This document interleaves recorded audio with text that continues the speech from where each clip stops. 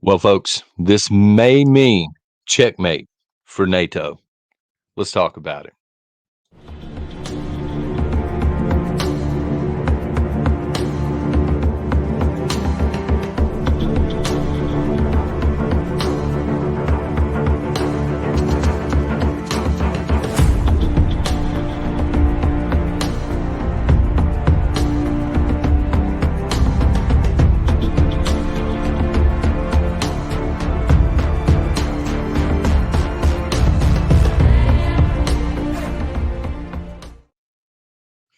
Welcome to Prepper Nation. I am John. Thank you for watching, for listening, for subscribing, and also shooting a thumbs up. That's very much appreciated. When you may think it means nothing, son, but when you shoot a thumbs up, it helps the next person find this video. So I appreciate that. Donna Southwood, thank you for sponsoring the coffee this morning. It is Newman's Own, just, just so you know. So let's get into the checkmate deal.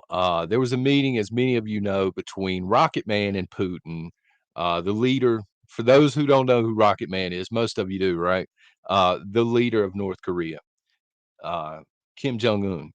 So he meets with Putin. He rides a ridiculous train, as he usually does, from the Hermit Kingdom of North Korea, goes up into Russia, and they're having discussions. This is not the first time that they've met, but this was a very strategic meeting, and we're going to break it down. I'm going to explain to you why this is very, very important.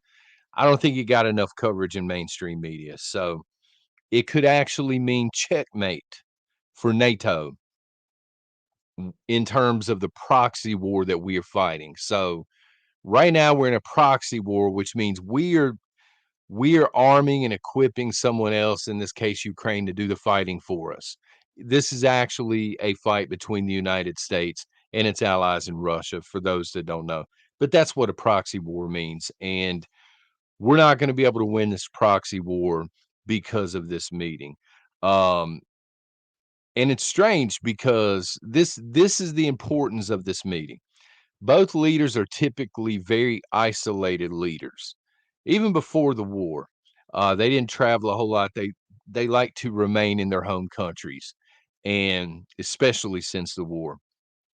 Prior to this meeting, the United States actually warned North Korea, don't do this. You do not want to do this. There will be retribution. And of course, North Korea threw that into the wind, and they did it anyway. So, a breakdown of the meeting. This isn't just, hey, let's hang out, play some Call of Duty. No, son, that's not what's going on here. Again, very strategic meeting.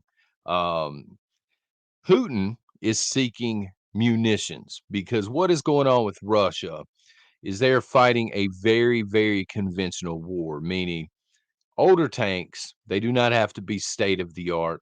Older rocket systems, artillery, small arms fire, and cheap drones.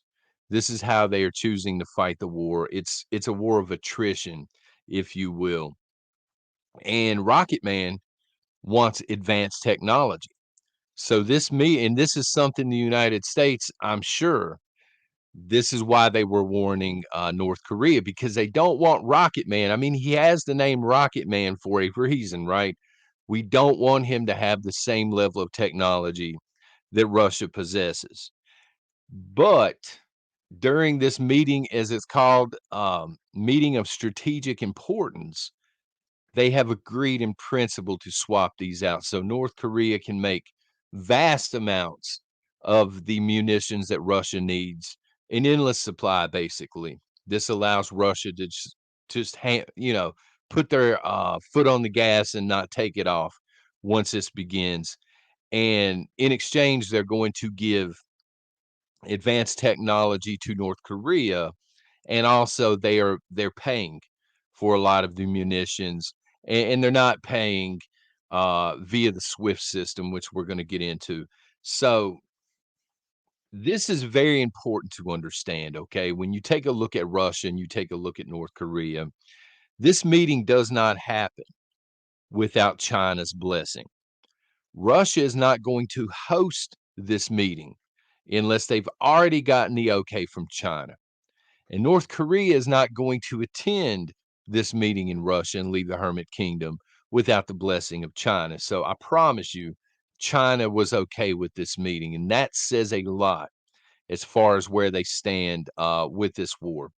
There are three huge implications from this meeting. Again, number one, an unlimited arsenal for Russia.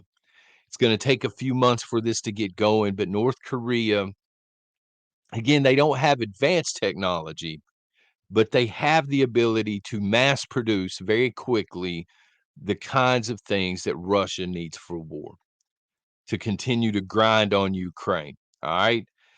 Number two, this lets us know that sanctions by the West and NATO countries, they're no longer effective. And this brings us to the BRICS and the SWIFT and the US dollar. So the BRICS system is a system, a monetary system that has been developed and it's picking up steam, but it was created, I think personally, to get around sanctions from the United States. These were countries that in the past have been sanctioned by the United States, and these sanctions crippled these countries. And so they kind of got together and they said, you know what, we need a different way. We need a different payment system that cuts the United States out of the loop so these sanctions can no longer kneecap us. And it looks like that's working. Because if you take a look at Russia for a second, yes, their economy has been, you know, hindered a little bit by the sanctions placed on them by the United States, but it's mostly affecting the rich, the millionaires in Russia. It's not affecting the everyday average Russian citizen. On the flip side, as we talked about yesterday, folks, the everyday average citizen here in the United States has been heavily affected by this war. I mean, this has driven up inflation on a lot of different things. So the SWIFT system, which is what the US and its allies currently use, is losing steam. It's losing its effectiveness. It's been weaponized one too many times, I think, by the United States and its allies. And enemies of the SWIFT system countries of the West, the US and its allies, have finally figured out a workaround the SWIFT system. It also means that the US dollar doesn't have the same impact that it used to. Many of you have even said this in the chat. The US dollar is dying, folks. Now, it is going to take a while. 10 years from now, the US dollar is still going to have spending power, but it is in decline, and it has been for some time, and it's on its way out. Very soon, it's not going to be the number one currency in the world, and the BRICS system is fast tracking that. And shout out to a few of the creators. I know Backwoods is one of them. He was talking about this just last week.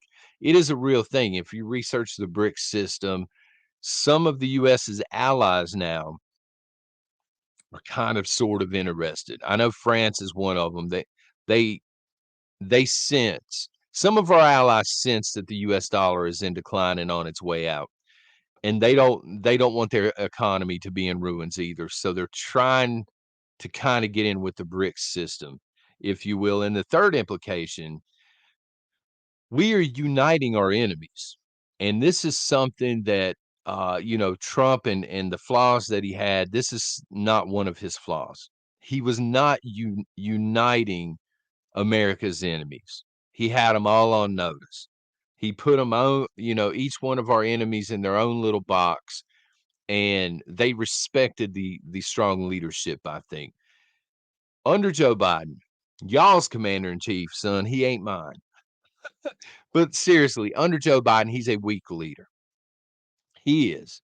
Think what you want to on Joe Biden, but our enemies are not afraid of Joe Biden. They don't look at him as a strong leader. And because he's in there, his threats seem to be empty and they're kind of uniting. And our enemies are growing stronger under Joe Biden. I mean, again, getting back to North Korea for a second, they're getting ready to get technology that's going to propel them almost uh, to Russia standing on the world stage. And that's a scary thought because, again, They do not have an issue flying, ballistic missiles off. They do it all the time.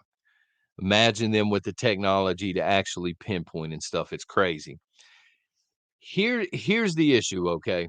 It's a no-win situation.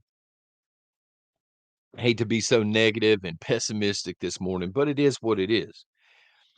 If the United States and its allies, if NATO continues to drag this proxy war out, we lose because we don't have the economy for, and I've said this previously, for a 20-year proxy war.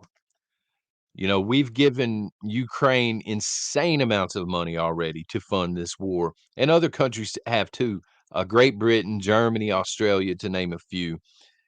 But none of those countries have the economy for a 20-year grinding conventional proxy war. I mean, they just don't. It's a war of attrition. And on top of that, we cannot arm Ukraine fast enough. Even if we did have the money and the economy to burn, which we don't. I don't know why we're sending what we're sending, but I digress. We can't keep up. We and our allies cannot make munitions fast enough. We've already ran into this problem. We're sending them advanced tanks and things, but we don't have a system in place that can churn out the munitions, and not just the munitions, but the equipment and things, the parts for these tanks to fix them and repair them and stuff like that. We just can't keep up. Economically, many NATO countries are on the ropes, and they have been since the beginning of the pandemic. Okay. So that's if the proxy war drags out. If we get involved directly, meaning the war goes red hot, we go into Ukraine, or we decide to follow up the threat to North Korea and we jump on North Korea, boots on the ground. Either way, China and its allies will enter the war. If we go in, boots on ground, NATO goes in on Russia, China's going to be right there, right behind them. China and its allies, and they do have many allies. And the same can be said with North Korea. Okay. If we jump on North Korea, we've already had a Korean war. We know how the Chinese are going to respond there. It's just not, and it's not a war I think that we can win. In the current state of our military, Britain's military on down the line, okay, Germany and France. And finally, if we back away from this war, if we admit, okay, we stepped in with both boots when we didn't need to, even if they have the wisdom to step out of this war, which they don't, I'm giving them way too much credit. But if our leaders finally decide, this is an unwinnable war, we're going to step out of this, we lose our spot on the world stage. The United States is no longer the top tier military power. We're not the superpower anymore.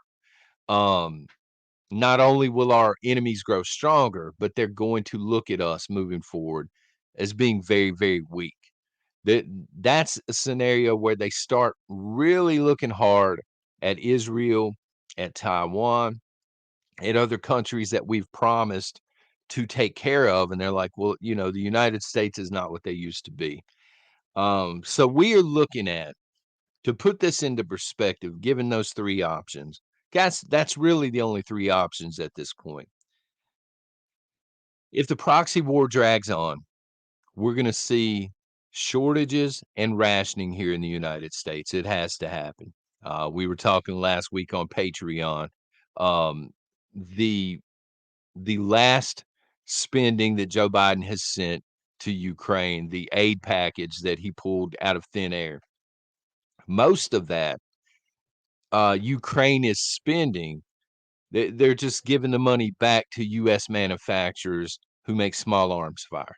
Same stuff that you would buy on shelves and things. So this is going to eventually have an effect. It may not have an effect right away, but eventually you're going to begin to see holes on shelves when it comes to things like ammo. You're going to see the price doing this on ammunition and many other things. Petroleum, gasoline, heating oil, this kind of stuff, food.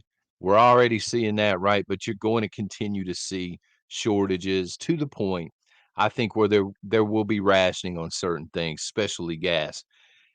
The second scenario, if we get directly involved, you're looking at pretty much a guaranteed draft here in the United States because, as we've discussed here before, we don't have the boots to put on the ground to fight a large scale war like that.